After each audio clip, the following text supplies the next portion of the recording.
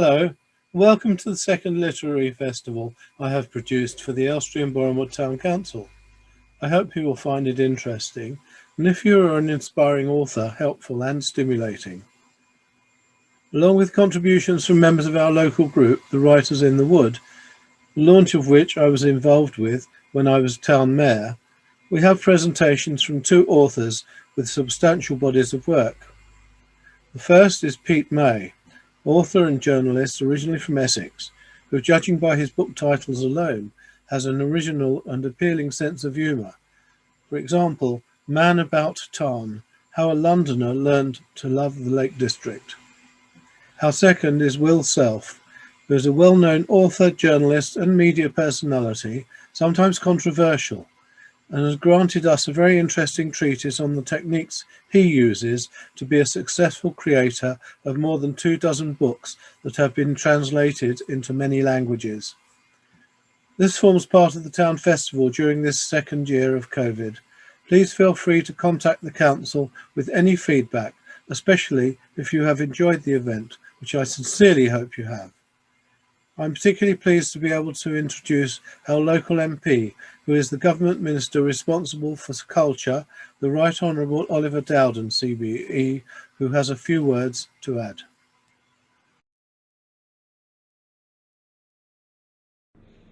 Well, hello everyone, and it's a real pleasure to be introducing this virtual literary festival from Elstree and Borehamwood Town Council. And may I begin by thanking everyone involved, and in particular to you, Clive Butchins, but also to the other participants, so the Writers in the Wood and Rotary Club of Elstree and Borehamwood.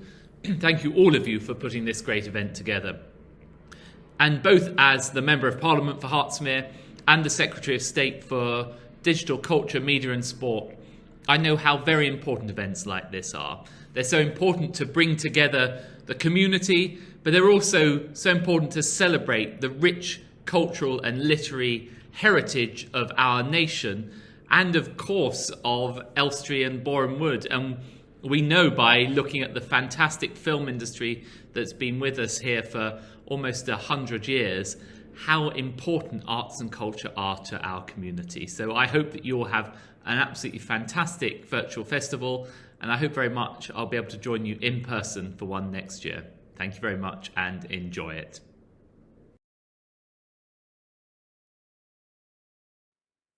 Hello, my name is Pete May. I'm very happy to be here at this virtual literary festival. I'm going to talk first about how I got into journalism and writing, something about the books I've written, then a little bit about my latest book, What a Word's Worth, and finally some tips for writers.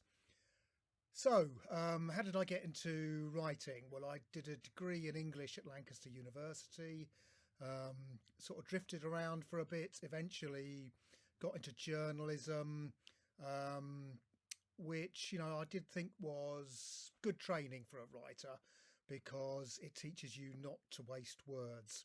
And when you've got people subbing your copy, everything you write, you realise that if something can be left out, it's very often better left out. So, if you're interested in good sort of sharp, sparse typewriting, journalism is a good background for that. Anyway, I've been a freelance journalist since 1986. I started off on Midweek and Miss London, some of the free newspapers that you used to get around tube stations in London. I sort of graduated on to various things, Time Out, and some newspapers such as The Guardian, Independent and Observer.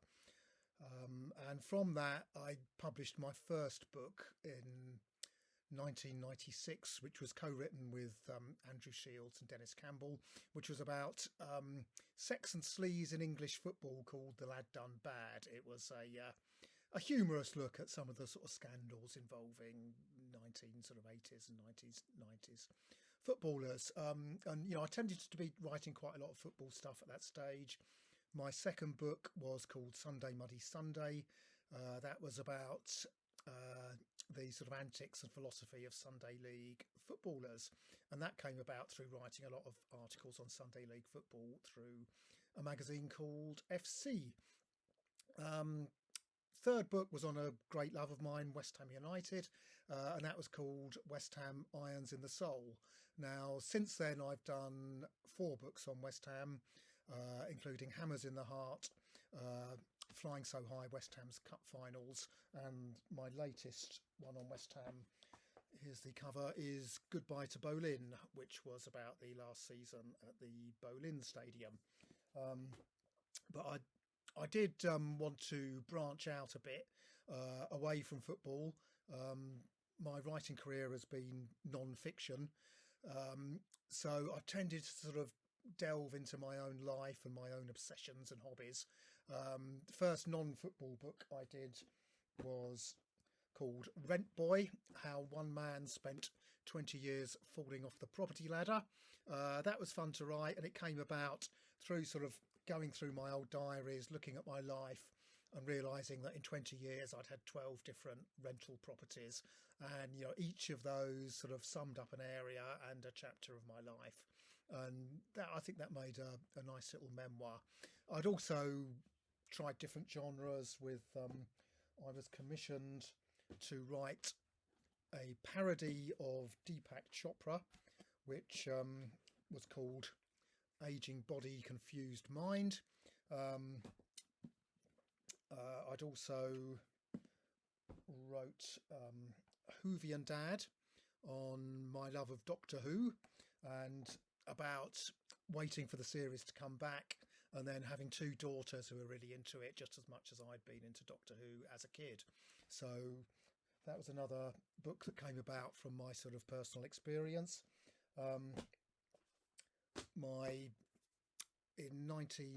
In 2008, I wrote There's a Hippo in My Cistern, that was published by Collins. That was a look at my relationship with my wife Nicola, and it was sort of about the tale of a sort of football loving journalist who meets somebody who's working for Friends of the Earth, and it's sort of subtitled One Man's Misadventures on the Eco Frontline. So it was kind of like an updated Good Life, the old sitcom.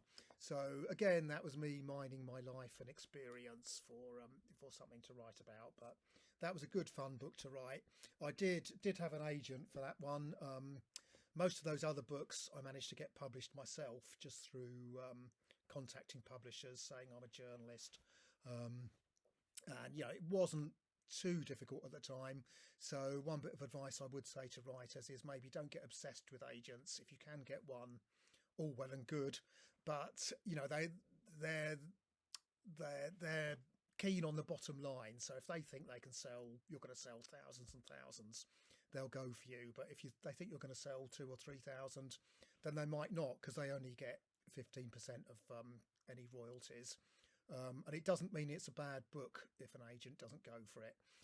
What it means is they don't think they're going to make enough money. So do try small. A lot of smaller publishers will take unagented work, so that would be quite a good tip. Another book I did was The Joy of Essex. That was all about, so I wrote that after my parents died, and it was about going back to my roots, looking around Essex where I grew up, looking at some of the baggage of sort of Essex man, Essex girls, the whole Towie phenomenon, and looking a bit beyond that, beyond the stereotypes of Essex, travelling around Essex and seeing that it was a very fascinating county in many ways, and there was a lot more to it than just Essex men. So, and another book about a great love of mine is my book on the Lake District, Man About Tarn, How a Londoner Learned to Love the Lake District.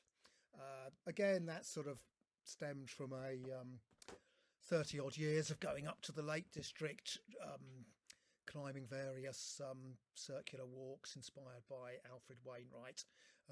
And that was commissioned by Kindle Single, which was the publishing wing of Amazon, who were commissioning books for Kindle, and I also produced a paperback version of that myself, published through KDP. So that's a little summary of my career. My latest book is called What a Wordsworth. One of the great things about being a writer is that you always have a prop to hand, which is your book. So they make very good visual aids. But this is great cover by my friend Andrew Chapman here. And it's called Diary of a Mid-List Writer Misfiring in the Gig Economy. Which is basically, I'll read you the back blurb. Which it's about it's a humorous look at the life of a writer. So here's what it says on the back cover. Writing is not the glamorous or rich occupation some assume. What a Wordsworth is Pete May's wry, humorous look at the life of a jobbing writer. Pete's house has subsidence and there's cacophonous drilling from next door's extension being built. Sacks of wood keep arriving on the doorstep. A rat has appeared in the loo and a feral fox is depositing takeaway containers and colostomy bags in the garden. Agents don't return emails and commissioning editors reject his ideas, while his wife is standing on a wobble cushion doing pretend paddleboarding with a broom. Meanwhile, Pete's lecturing a beggar on how the print industry is dying, and a life coach is telling him to stand in a park and let go of his fear of not having a big idea. But he has earned £1.73 from a book sale on Kindle and 2p in AdSense revenue today. This is Pete May's honest and funny take on the non-genteel poverty of the literary world. So, you know, that's that gives you a flavour of the book. It's it was sort of loosely modelled on the Victorian classic Diary of a Nobody by George and Weedon Grossmith. It was also influenced by Diary of a Bookseller by Sean Bithell, which was a best-selling book a few years ago. But although it's a funny book, it was also trying to make some serious points about declining incomes for authors. The latest ALCS and Society of Authors surveys show that annual income is down to about 10,500, which is an average. It means a lot of writers are earning much less than that and have to do all sorts of things such as journalism, PR, school appearances, teaching to try and supplement their income. So yeah, so it did have something serious to say about that as well. And certainly since I've been in writing and journalism, advances have gone down to next to nothing. It's more difficult getting published. And it's more difficult selling journalism as a byproduct of the book. So, you know, it's difficult. Things haven't got any easier. But to give you a flavour of the book, I'll just read you out a little extract. It was written in a diary form. First time I'd written something in this style, but I would say to any aspiring writer, especially if you want to do non-fiction, do keep a diary of your life, because looking back on it, you never know what it might inspire. And it's certainly been quite fruitful for me. So here we go. This was here's a short extract. Monday, sold an ebook and made £1.73 on KDP. My blog has made 21p on AdSense. An agent responds to my ideas. He cites Raina Wynn's The Salt Path as a book that has a USP in that Wynn and her husband have lost their home and received a terminal diagnosis as they walk the southwest coast path. The best I can do is a problem with bruxism, the grinding of teeth, a slightly enlarged prostate and a cataract operation. The agent adds that he really has to fall in love with every book he takes on. Is it just coincidence that agents only fall in love with books that make them large amounts of money? Tuesday, 3 copies of Man About Tarn sold today, 2 in paperback, 1 ebook. Reveals my KDP bar chart. I click on Blogger. My blog has made 5p through AdSense. I have a near victory dealing with a national newspaper. A rejection for my feature idea, but at least they acknowledge my email. Adding my CV at the end of the email seems to have helped. Bludgeon them round the head with my 15 books. The doorbell rings and some dog food arrives. An hour later, another trill of the bell. 2 bags of wood chippings that my wife Nicola has ordered for the garden. I sign an electronic device with my finger. Should I be a van driver, I wonder? They seem to get lots of assignments. Nicola's friend has recommended checking out copywriting jobs via an online agency. But do I want to be demonstrating best practice in the group values, mission and vision? I am a maverick, 31 years a freelancer, a free spirit. Wednesday. At my desk in the morning, accompanied by the sound of drilling on the rear extension being built by our neighbours. I give up and walk the dog, then read the paper in order to keep up with the currency of ideas. I return to my desk to find more pneumatic drilling and men on the roof. Most of the afternoon is spent redoing the cover of my old book Flying So High for the paperback version on KDP. I've discovered how to add a spine and back cover blurb. Much of my life is spent curating my own work. A former editor who now works in PR has asked me to do a day's work helping rebrand a company. But first, I have to scan and return a confidentiality agreement. I think Stormy Daniels once signed something similar with Donald Trump. There's no sleaze involved here, but lots of confidential business information. Quote, written and oral that could cause injury to client if disclosed. End quote. The agreement contains 3 sides of verbiage. I suspect that I have signed away my children and at least one testicle. Is it going over to the dark side working in PR? Well, I need the £150. And it's quite enjoyable brainstorming names that project reliability, trustworthiness and accuracy. Maybe I should invent one for myself. Thursday, the subsidence man arrives to monitor the cracks that have appeared in our Victorian house. As in Jarndyce and Jarndyce, the insurers will be making a judgment soon. I perform my morning routine of checking book sales on KDP, but no copies sold. Another agent isn't impressed by my middle-list track record. But there's a boost too, a review of my book Man About Tarn in Country Walking magazine. The headline reads, "Is this the best book title of the year?" A plug in Britain's top-selling walking magazine should improve sales.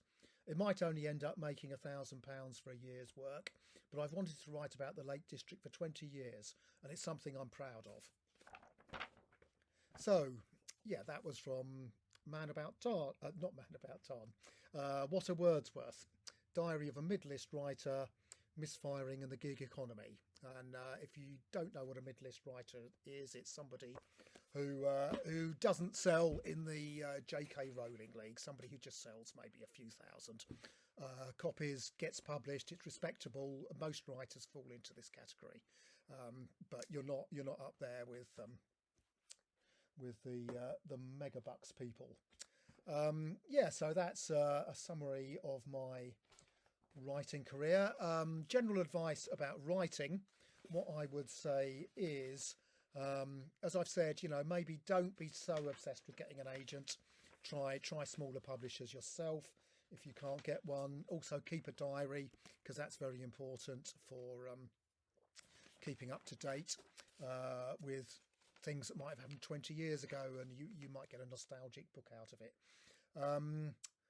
Write about what you know. That's a bit of a cliche, but it really does help if you've got some passion or expertise for the subject you're writing about. And often those ideas are under your nose. With What a Wordsworth, the book was about not having a big idea, and it turned out the big idea was actually not having a big idea, and I managed to get a whole book out of it. So often think a bit laterally, and the idea might be something obvious that you've missed.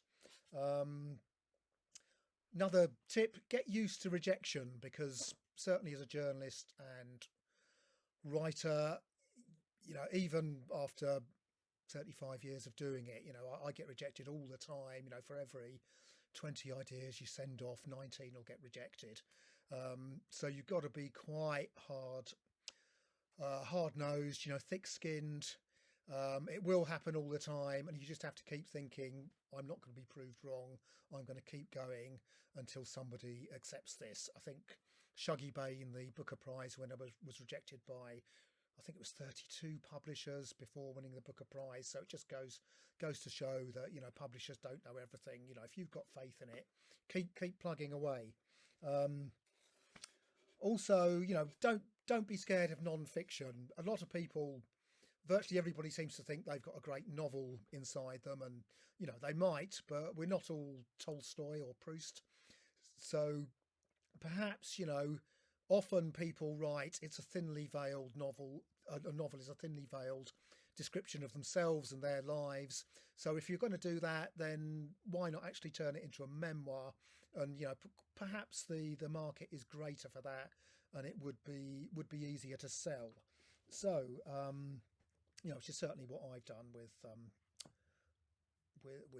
What a Wordsworth. And there's people like I guess James Herriot is the ultimate example of somebody who wrote about their job being a vet in Yorkshire, or people like Stuart Maconie, who do sort of witty travel books, and he also wrote about his time writing as a music journalist. So there's a lot of potential out of memoirs. Don't be told you're not a writer. I think if you write, then you are a writer, even if you're not published.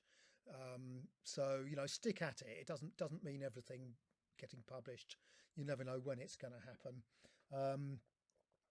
And I guess as you've learned from what I've been saying in What a Wordsworth, don't necessarily expect to make lots of money. It's a grind, and there's all sorts of ways you're going to have to add to it: teaching, PR, events, journalism. If you're very lucky, you may crack the Nick Hornby, J.K. Rowling, David Nichols type of sales, but a vast majority of writers, you're not going to make that much. So, but it's something we all love doing, and certainly, what I think is seeing my name on the spine of a book is something that is priceless. And I'm very pleased that I've done it, even if I haven't made a fortune doing it. So, if you told me 30 years ago that I'd have my name on 16 books, I'd definitely have taken that. So, diversify. Don't necessarily be scared of self-publishing. I self-published What a Wordsworth on KDP because it was written quite quickly during lockdown, and I wasn't getting very far with conventional publishers, but it's ended up getting endorsements from David Nichols and Rosie Millard, the former BBC Arts correspondent. It's had very good feedback on countless emails of people saying they've enjoyed it. So it's definitely been worthwhile. And self-publishing is a pretty high standard on KDP. They look very nice.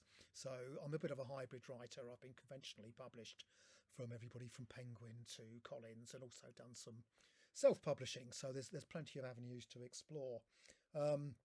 Anyway, so that's about my time up. If you want to learn more, my latest book is What a Wordsworth.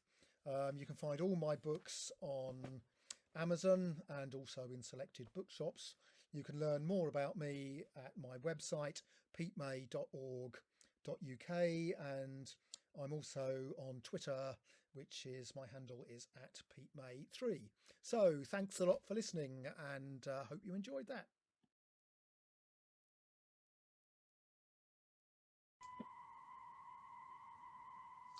So I've been asked to talk a little bit about how I write and how to write. I always find that a bit odd. I'm not sure whether people really out there, even if they are aspirant writers, want to write like me, because I can only really tell you how I write, not how the generality of people write. I wouldn't consider myself a genre writer. I don't write thrillers or science fiction or romance, and they do have certain kinds of set ways of going about things, or they can. I think that is a bit of an approximation.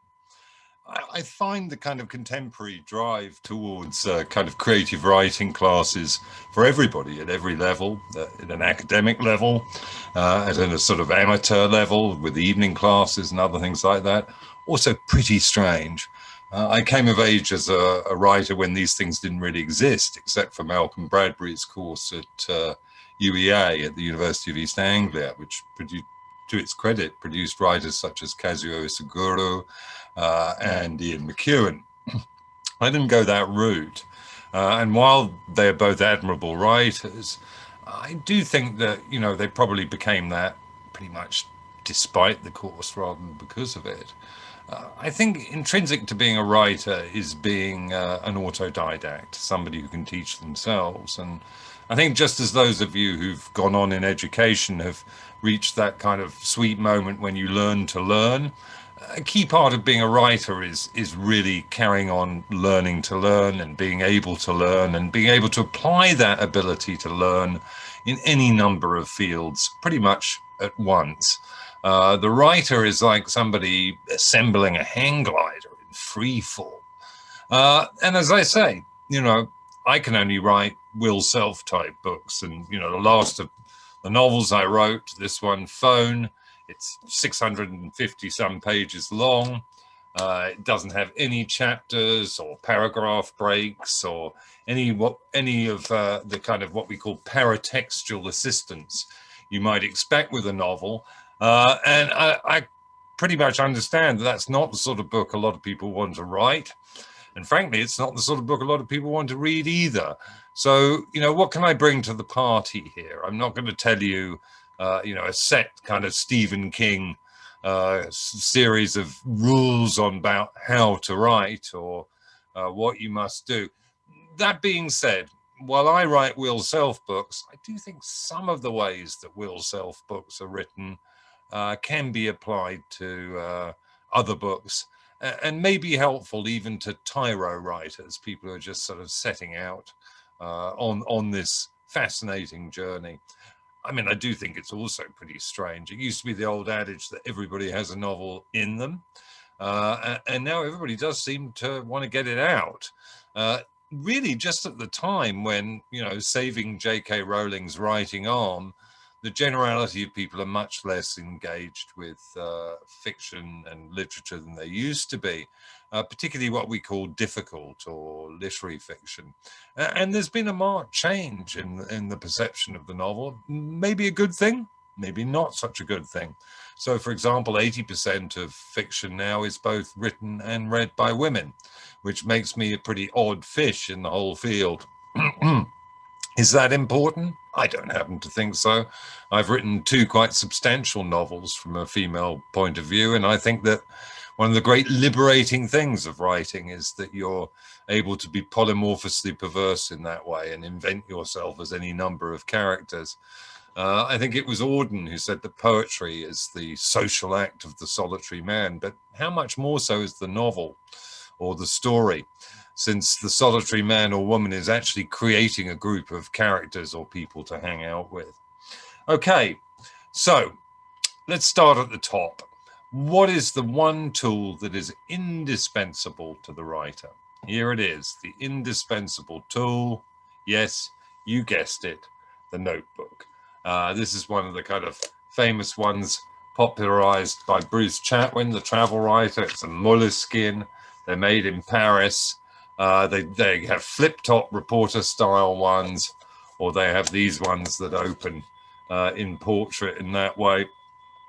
I must have used thousands of these over the years. I actually sold my literary archive to the British Library a few years ago, and they have most of them. But even my working notebooks are a considerable chunk, as you can see.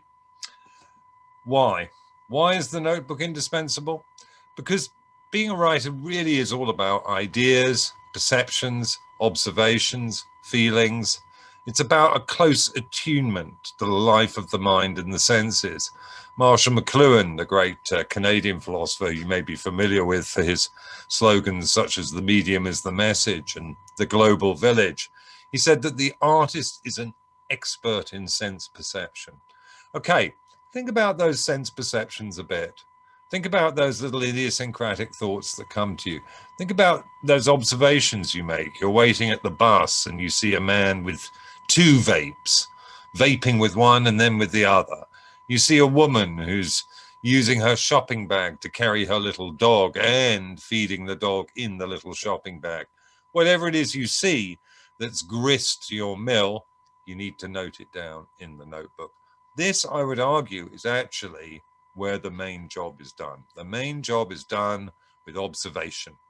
Eavesdropping, favorite occupation of the writer. Position yourself in a booth. Hopefully now you can if the pandemic restrictions are lifted. And a high-sided booth at that, where you can't be observed. And listen to the conversation of the people in the next booth. Note it down directly. Because One of the reasons dialogue feels so wooden in so many stories, plays, novels, films, is because it's not real. Most people talk with all sorts of nonce words. They don't talk with the extraordinary fluency that I'm exhibiting now. They tend to and ah, they say like this. They insert a lot of what we call nonce words, and that is short for nonsense, not on normal courtyard exercise, a euphemism for a paedophile or a sex offender. So these nonce words, they talk over one another. There are huge gaps. There are, like that. That's what a lot of people say. Note it all down in your notebook. Priceless. You may not put it directly onto the page, but I've put a lot of it onto the page. And here's the kicker. Whether it's those observations of people at the bus stop, whether it's overheard dialogue, whether it's a sudden thought, a sudden little fulguration in your mind, then you should note it down immediately. Why?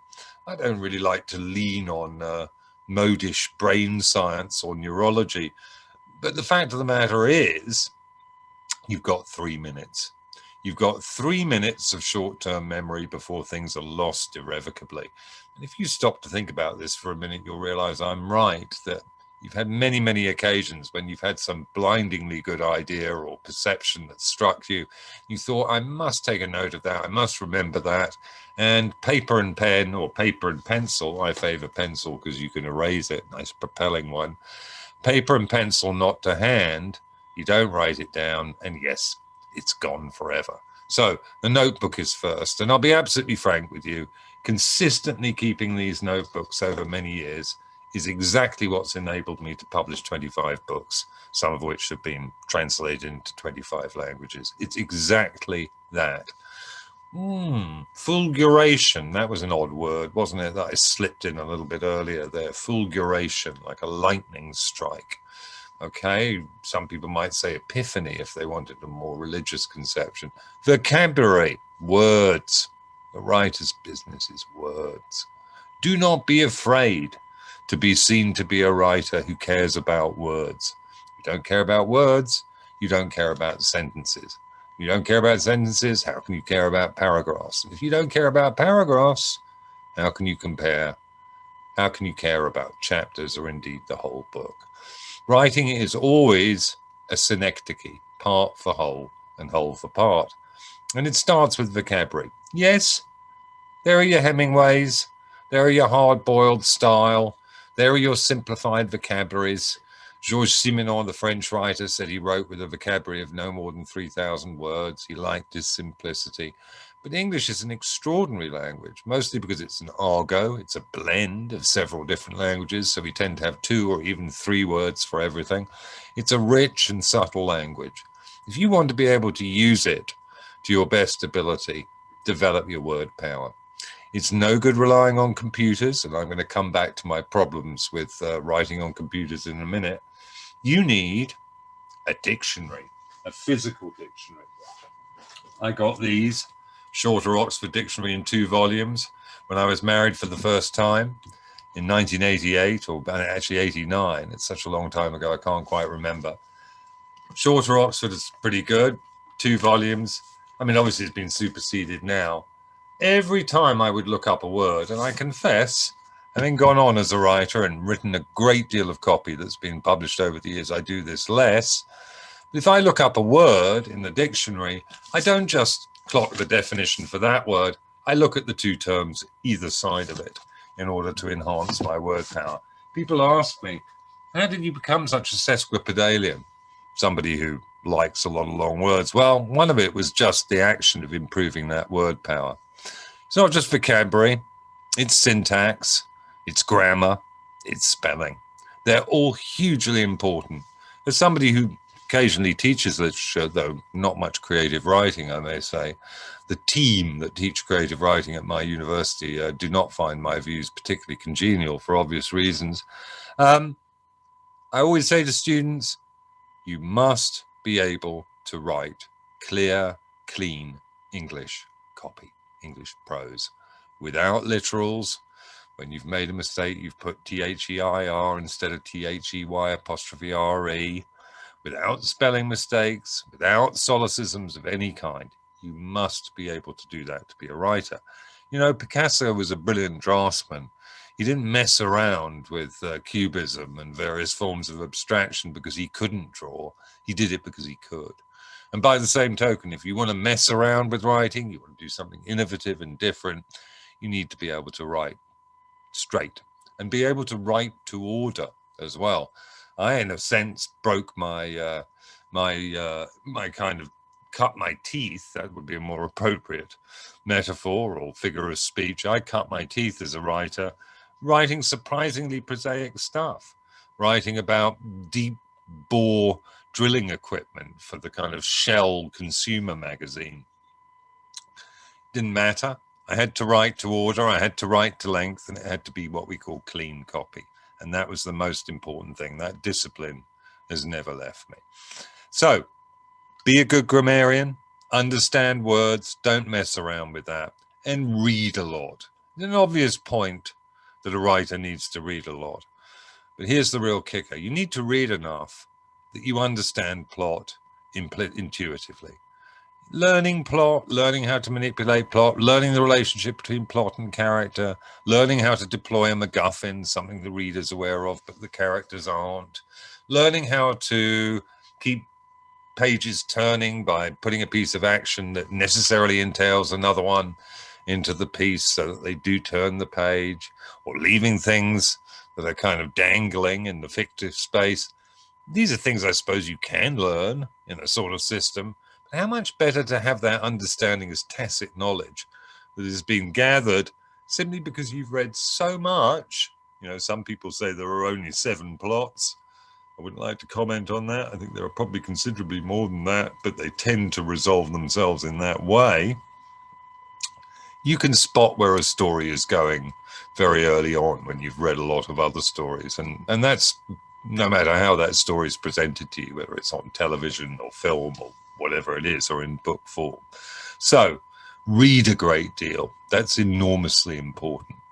You got your notebook, you've got your dictionary, you've got your enhanced word power, you've got your desire to write, because I think that's hugely important as well. There's no point in writing just for the sake of it. You need to feel that there's something you want to write.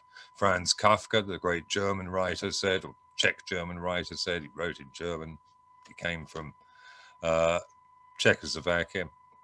He said, I can read no book that I do not feel its author was driven to write.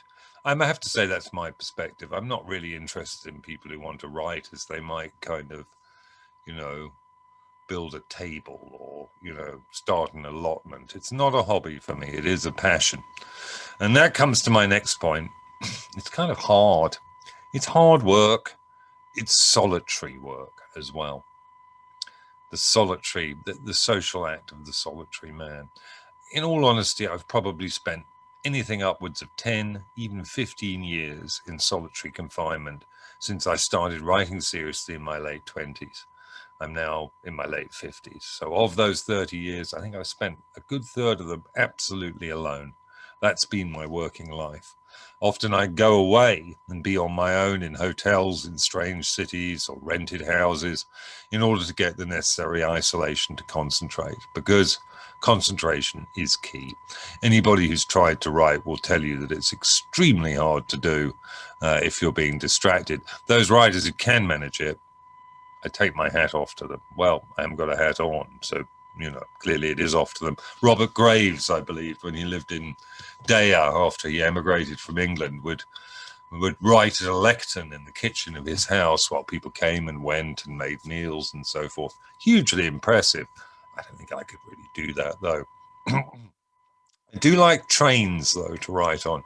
Once wrote a novel on a train, traveling around Germany on a book tour. I wrote pretty much a whole book like that. And I like cafes in foreign countries where I don't speak the language, where you can be among people, but you don't have the intrusiveness of words. apropos, I never understand people who listen to music with lyrics in it. And increasingly, I don't even like to have any kind of music on at all, because particularly if you believe in prose as, a poetic form itself, that it has its own cadence, its own rhythm, its own tonality, then, you need to be able to hear that in your inner ear. On to another point. Everything you write, read it aloud. Sense what it's like. Feel the prose, okay? Read it aloud. If you're too embarrassed to read it aloud, you're too embarrassed to show it to someone else. And you do pick up on a lot when you read it aloud, okay? So these are some basic guides here. Moving forward, I have to talk to you about the kind of techniques that I've used in order to carry on writing fiction in a world where it not only appears pretty much surplus to requirements to write fiction, but there's also a huge amount of competition. The why bother factor, the sense of embarrassment and exposure that comes with this kind of work. I mean, really, publishing a novel and mark my words, all novels are a form of psychobiography in a way. Doesn't matter what you say, you're really talking about yourself. Everybody knows that, and those of you out there who've tried already will know that you fear that exposure. It's as if somebody had sort of filmed you at the school disco when you were 13 and it was about to be put on an enormous electronic sideboard in the local football stadium so that everybody would see it. It's that level and that sense of embarrassment. So, you need to want to do it, and you need to face the commitment to be alone, and you need to develop the psychological strength and resilience to cope with being alone in that way. I always think of myself as a sort of corporate of one with its own mission statements, its own team building exercises. I used to joke that, at Christmas, I would stand in the corner of my writing room and drink a bottle of white wine very, very fast, and then basically, abuse myself under the photocopier and then wake up full of shame the following morning. It wasn't altogether a joke. It is like being a one-woman or a one-man company in that way, and having to sustain yourself with your own rituals and your own self-belief. Practically, though, one of the biggest problems for me as a writer in my mature years was the inception of wireless broadband in the early 2000s. Oddly enough, the first books I wrote, well, not particularly odd, were written on word processors, those primitive Amstrad word processors.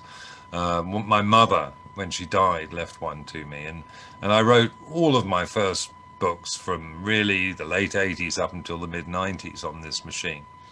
Then in the mid-90s, I got a proper computer, and around 95 or 96, I went online. I was worried about being online, but it wasn't that difficult at that point because, it was quite hard to get a dial-up connection. It took quite a long time. You'd connect and it would go ba-dung, ba-dung, ba-dung, ba-dung, ba-dung.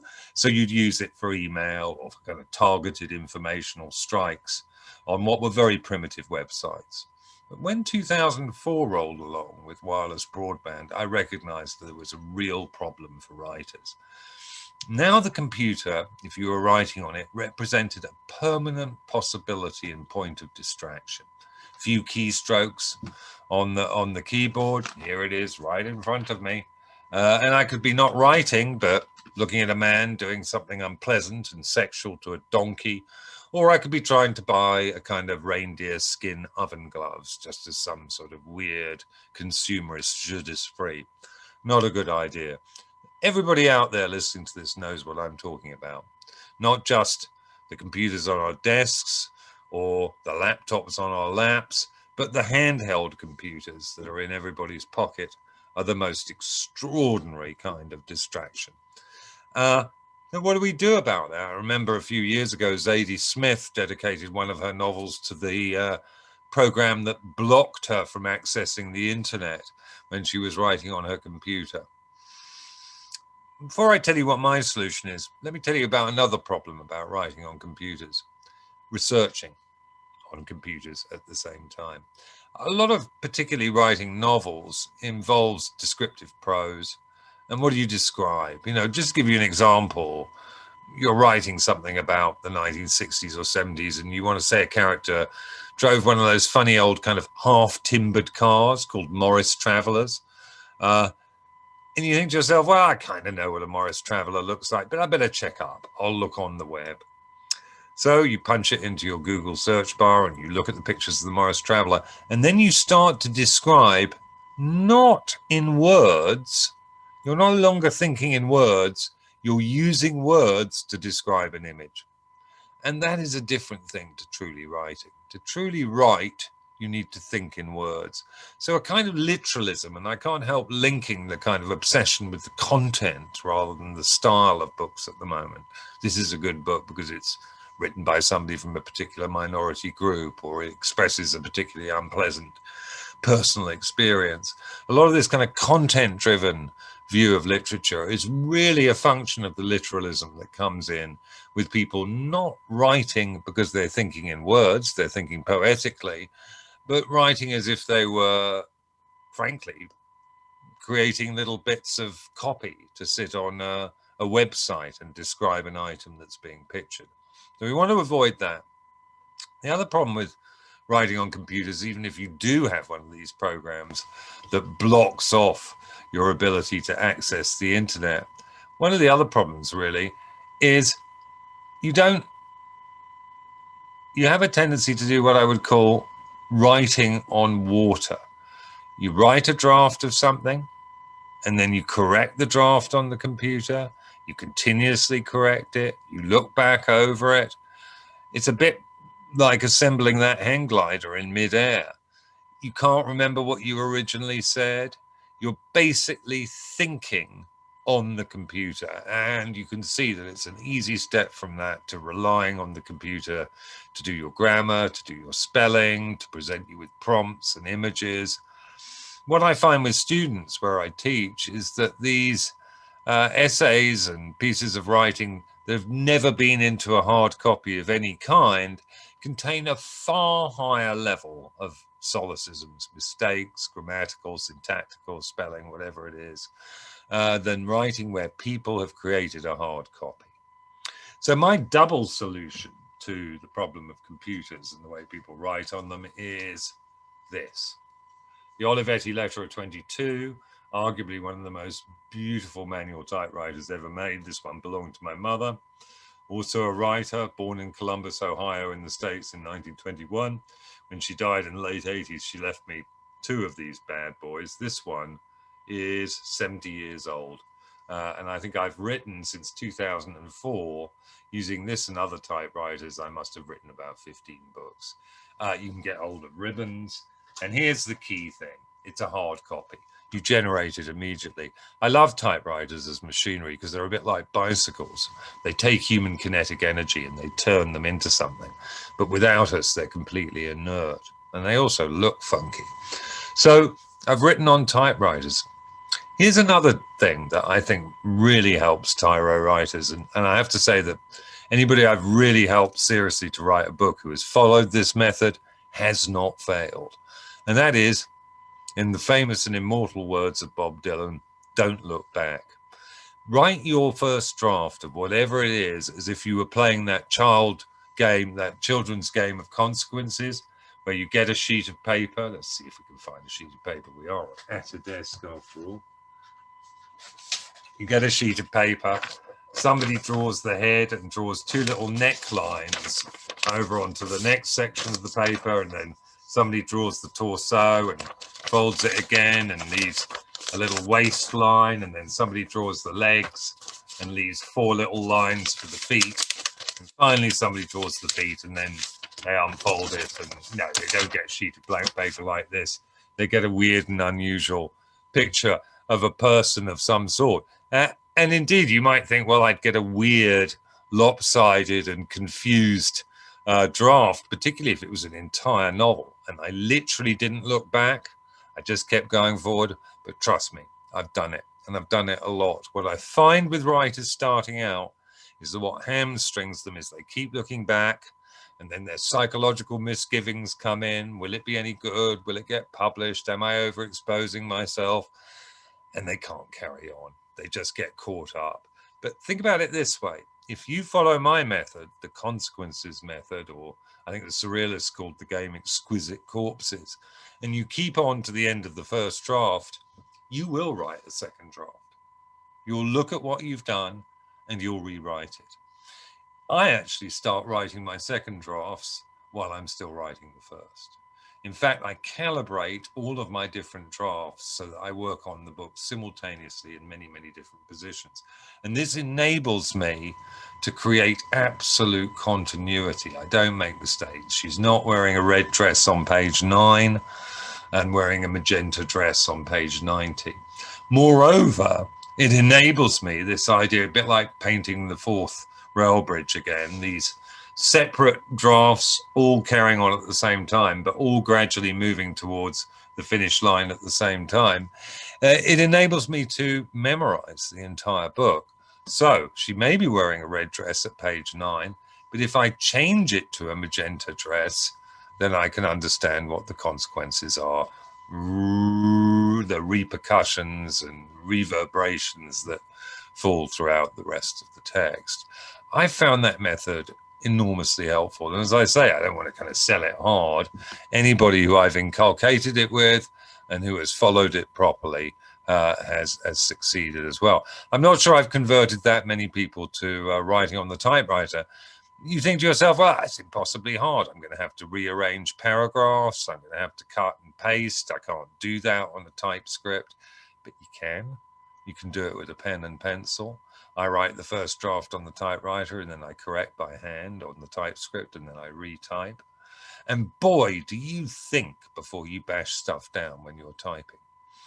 If you're writing on a computer, you write, she wore a red dress at the party, and you think, well, I can just change that to a magenta dress. No problem there. But if you're writing on a typewriter, you sit there a little bit longer and you decide, is it a red or a magenta dress? So you're taking back the business of thinking about writing into your mind, which is where it belongs. Because essentially, to be a writer is to be somebody whose thoughts, in theory, are of interest to other people. So you may as well think you're writing out in your head and then type it out or even write it longhand.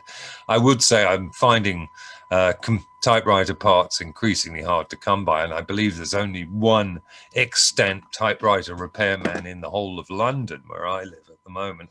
So I'm tending to write more stuff in first draft in longhand and then put it up onto the computer. Okay, those are some of the things I have to say about the writing life. It's lonely. It involves great fixity of attention, concentration. Sometimes when I'm finishing a book, I'll be working 16, 17, 18 hours a day. I've been doing that for many, many years. It can be deeply frustrating, but it can also be very deeply rewarding.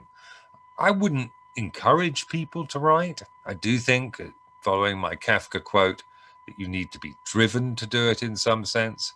But boy, is it rewarding. So listen, nice to see you, albeit at a remove, and happy writing.